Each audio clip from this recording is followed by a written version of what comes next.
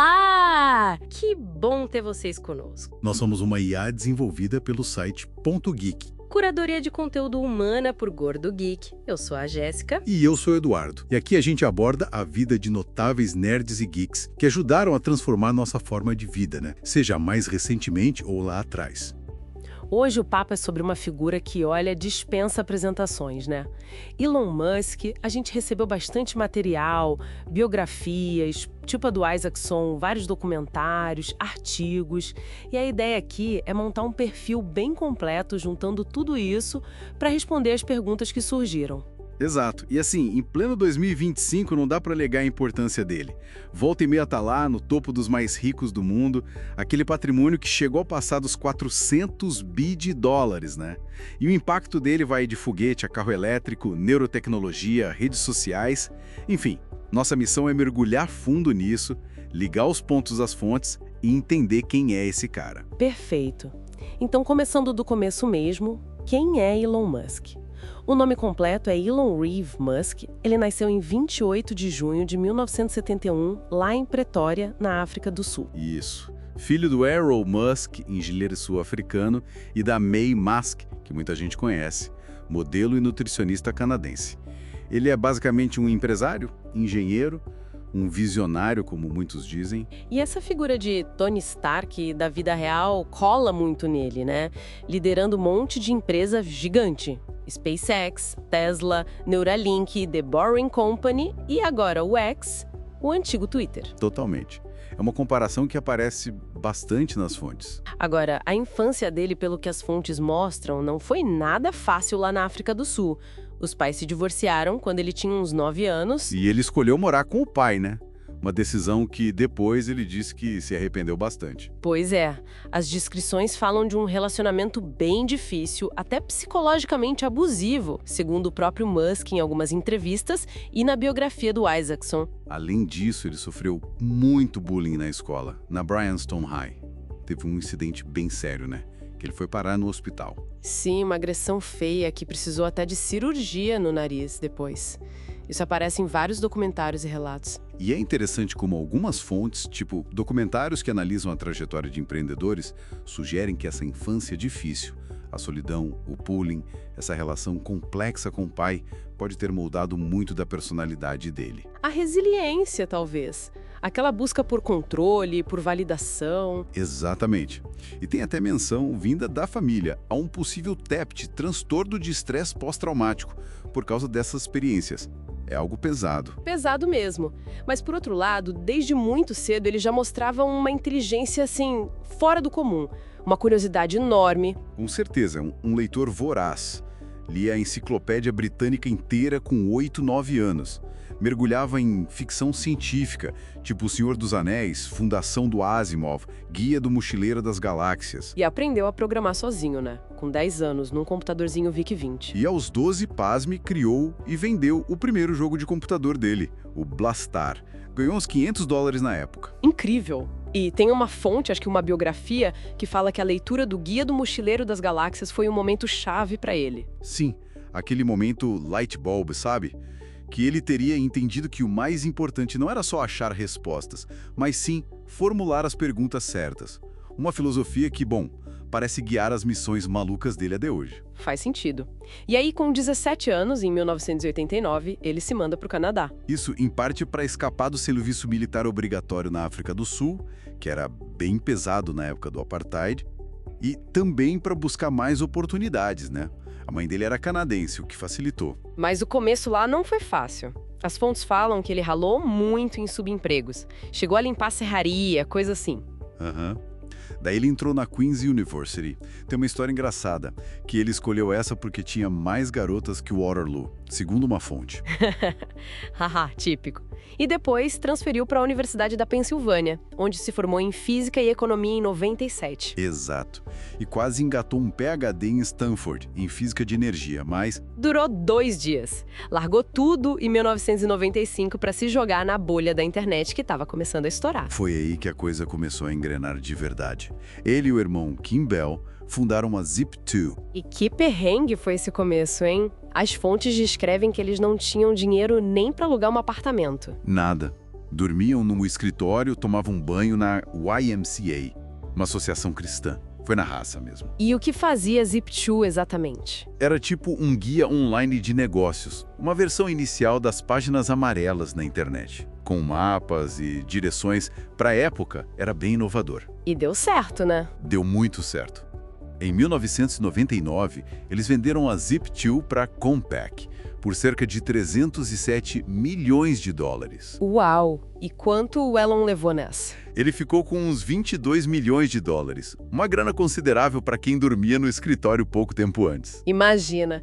E aí ele já ostentou um pouco, né? Comprou aquele carrão, uma McLaren F1. Tem até vídeo dele recebendo o carro na CNN. Sim. E, curiosamente, ele bateu essa McLaren um tempo depois, mas isso é outra história.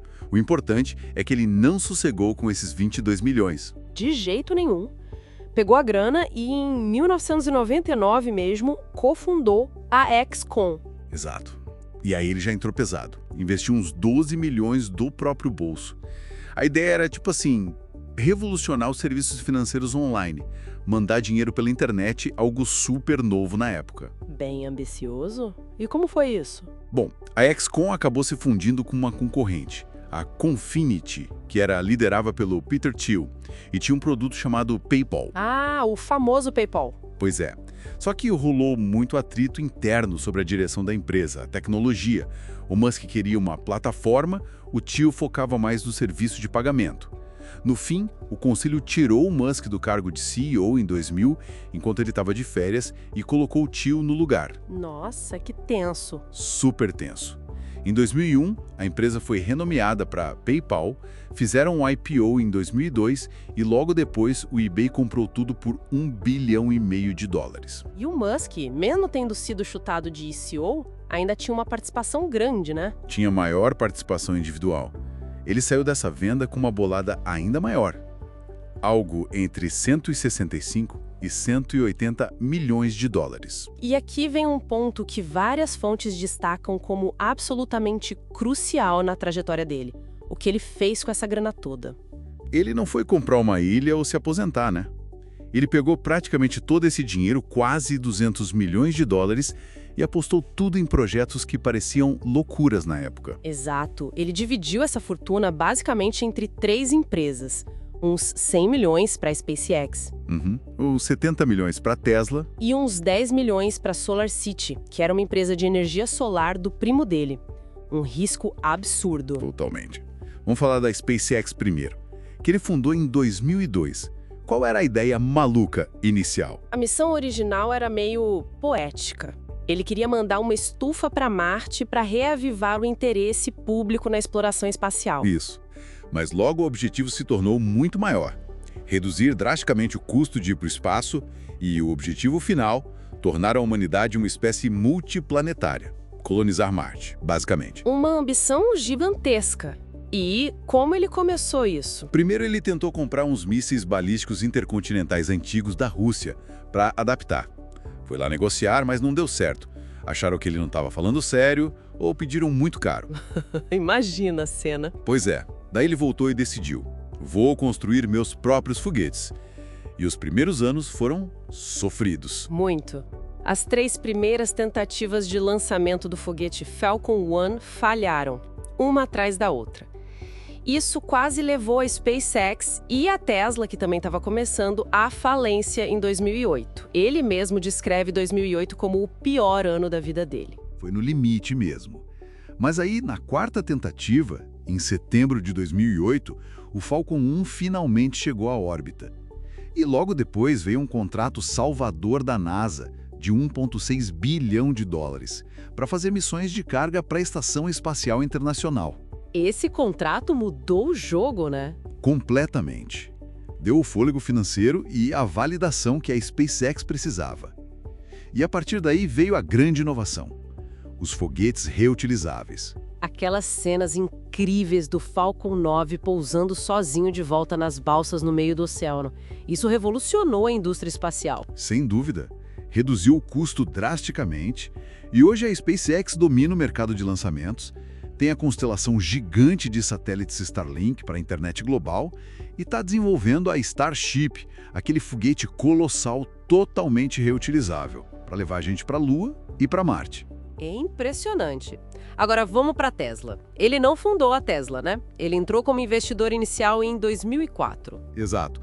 A Tesla foi fundada por Martin Eberhard e Mark Tarpenning. Musk liderou a primeira rodada de investimento e entrou para o conselho.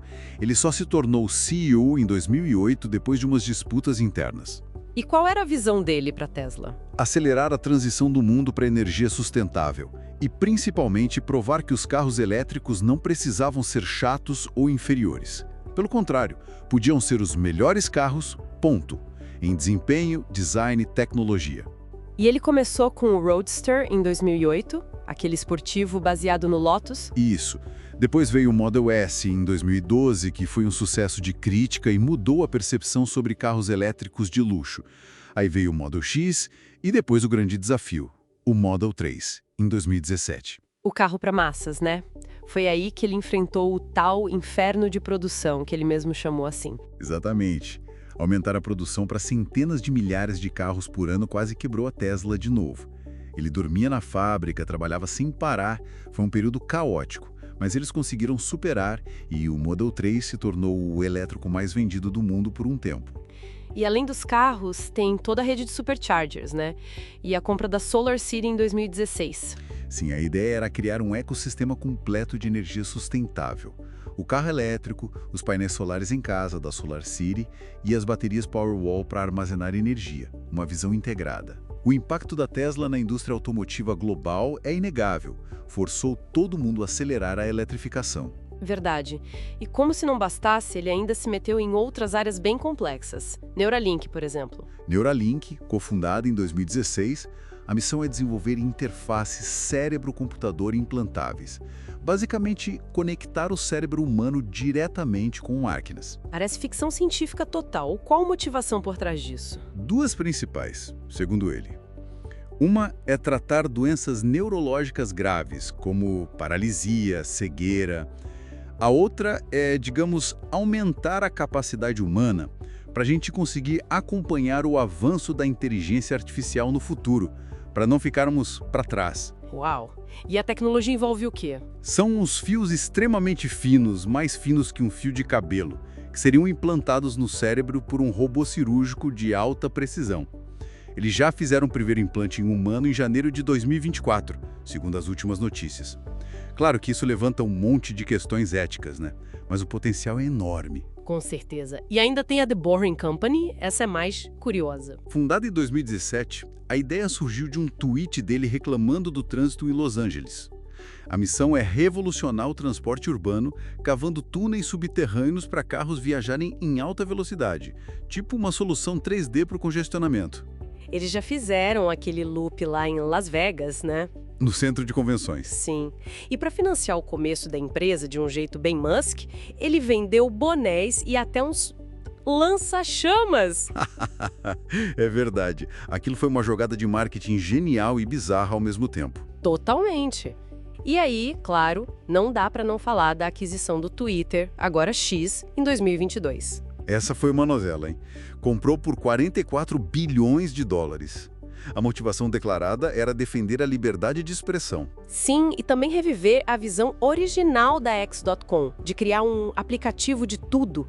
Pagamentos, mensagens, notícias, vídeos, tudo num lugar só. Mas desde que ele assumiu, foi uma sequência de polêmicas, né? Demissões em massa, mudanças radicais na plataforma, o próprio rebatismo para X. Muitas controvérsias sobre moderação de conteúdo, a queda brutal no valor da empresa, o comportamento errático do próprio Musk na plataforma. Os planos futuros incluem integrar pagamentos, talvez até criptomoedas. Ainda é um projeto em construção, digamos. E para completar o cardápio, ele fundou a xAI em 2023. Isso. Como uma resposta ao que ele via como um caminho perigoso da OpenAI, empresa que ele mesmo ajudou a fundar lá atrás. A xAI tem um foco declarado em desenvolver inteligência artificial de forma mais segura, alinhada com a preocupação antiga do Musk sobre os riscos existenciais da IA superinteligente. Ufa! Quanta coisa! Então, juntando tudo isso, por que as fontes consideram ele tão acima da média? O que se destaca? Acho que são vários fatores combinados. Primeiro, essa visão de longo prazo, quase messiânica, sabe? Missões para a humanidade, tipo salvar o planeta com energia sustentável ou tornar a espécie multiplanetária. E a tolerância ao risco, né? Apostar a fortuna inteira várias vezes, isso não é comum. De jeito nenhum. E a ética de trabalho absolutamente implacável. O tal Demon Mode, o modo demônio, que o Isaacson descreve na biografia. É um estado de foco tão intenso que ele consegue resolver problemas complexos, mas que, por outro lado, pode vir com um custo alto em termos de empatia e relações pessoais. Ele também se envolve muito tecnicamente, né? Não é só um CEO que delega, ele tá lá no chão de fábrica, discutindo engenharia, design. Exato. E tem o pensamento de primeiros princípios, que é muito citado.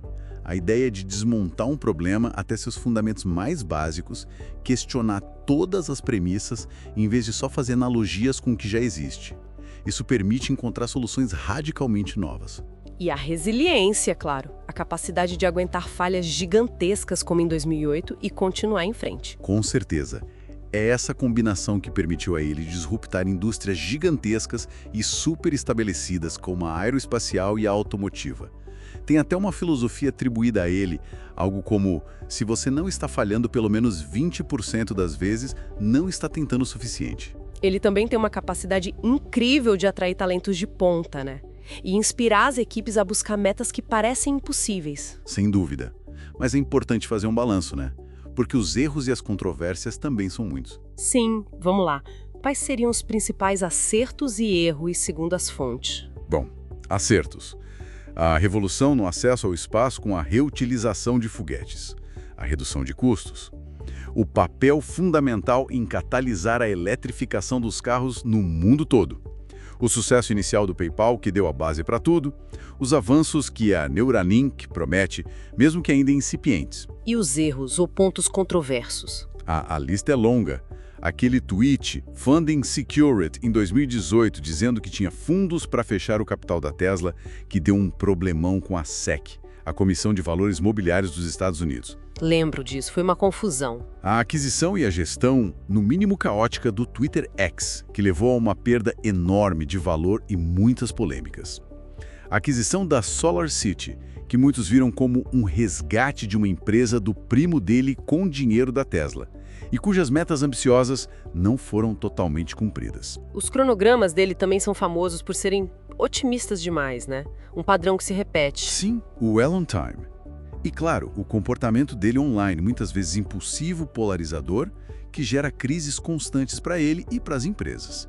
Além das questões trabalhistas e de qualidade que já surgiram na Tesla em alguns momentos. É um pacote completo, né? E pensando nisso tudo, que lições de vida as fontes sugerem que a gente poderia tirar dessa trajetória toda? Para uma evolução pessoal, sabe? Olha, dá para extrair coisas positivas sim.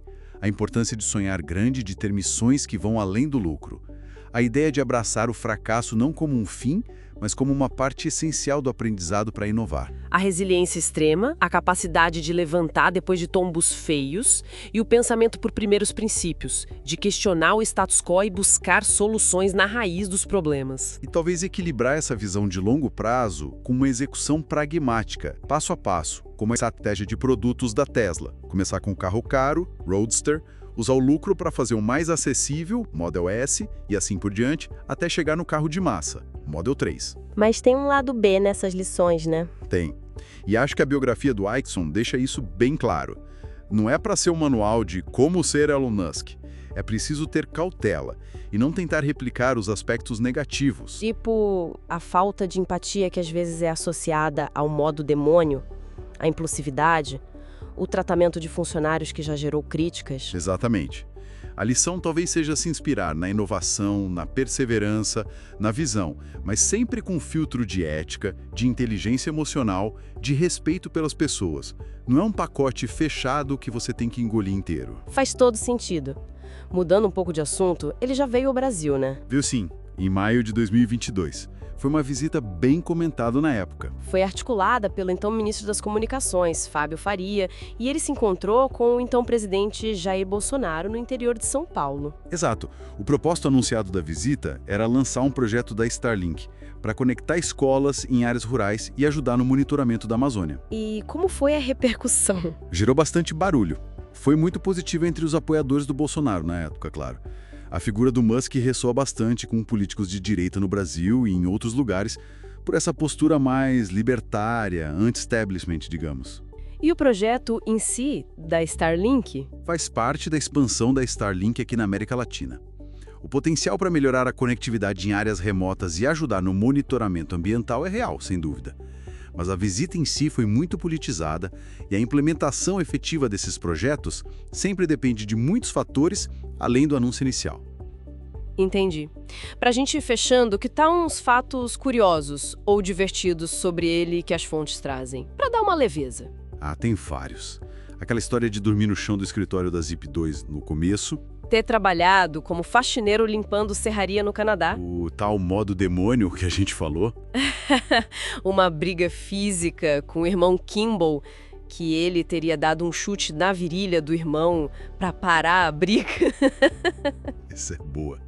A importância da leitura, especialmente ficção científica, para moldar a visão de futuro dele. Os nomes dos filhos, né? Que sempre dão o que falar. Tipo, X é A, X e Y. Complicadíssimo o acidente com a McLaren F1, que ele bateu o carro e foi de carona para a reunião depois. A quase venda da Tesla para o Google em 2013, quando a empresa estava mal das pernas. Chegaram a apertar as mãos, mas depois ele desistiu. A aposta que ele fez no Twitter e que resultou na construção daquela bateria gigante na Austrália em menos de 100 dias. E a venda dos lança-chamas e bonés da Boring Company para levantar dinheiro e fazer marketing. Ele tem um senso de humor e de marketing bem peculiar. Sem dúvida. E tudo isso compõe essa figura tão complexa. Fica muito clara essa dualidade que as fontes mostram. O visionário, com missões grandiosas para a humanidade de um lado, E a figura pública controversa, impulsiva, às vezes até meio abrasiva, do outro. e fica aquela questão no ar, né? Que várias fontes levantam, direto ou indiretamente, exato. Será que esse tipo de personalidade disruptiva, essa tolerância extrema ao risco, essa intensidade toda que permitiram os maiores sucessos dele, será que isso é inseparável dos comportamentos que geram as maiores polêmicas? É possível ter um sem o outro? Uma pergunta difícil e como a história vai acabar avaliando esse equilíbrio, né? Entre a genialidade que transforma indústrias e as falhas humanas tão evidentes. É uma questão em aberto. A história dele ainda está sendo escrita, o impacto final a gente ainda vai ver como se desenrola. Com certeza, uma trajetória fascinante, cheia de altos e baixos e que, sem dúvida, continua a mexer com o nosso mundo.